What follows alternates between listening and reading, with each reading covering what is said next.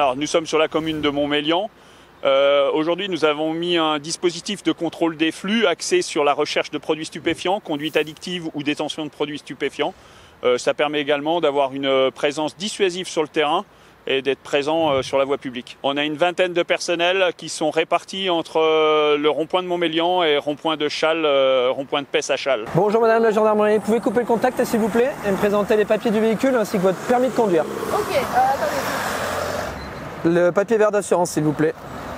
Vous n'avez pas consommé d'alcool, de stupéfiants dans les 24 heures, rien? Comme nous travaillons sur réquisition du procureur de la République, on a l'autorisation de faire passer le chien à bord à partir du moment qu'on a un doute, une suspicion de détention de produits stupéfiants.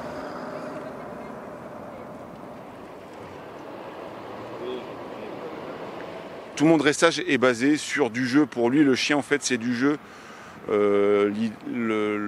La grande idée, c'est qu'en fait, le chien, s'il trouve l'odeur pour laquelle il a été dressé, il sera récompensé avec un petit boudin en toile que j'ai toujours dans la poche lors des contrôles, quoi, et je le récompenserai. Il y aura une phase de jeu si on découvre de la matière et l'odeur pour laquelle il a été dressé, quoi.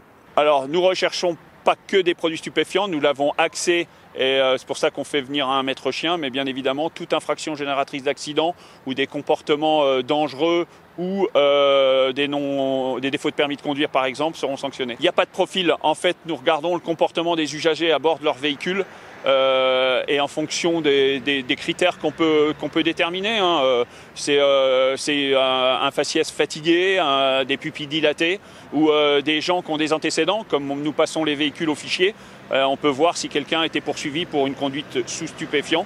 Et là, on refera des vérifications pour éviter d'avoir des gens sur le réseau qui sont sur des conduites addictives.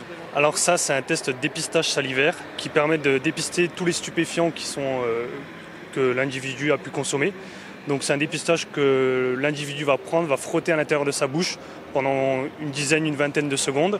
Et ensuite, on va mettre auprès d'un agent réactif et qui va nous déterminer, qui va nous dire s'il y a présence ou non de stupéfiants.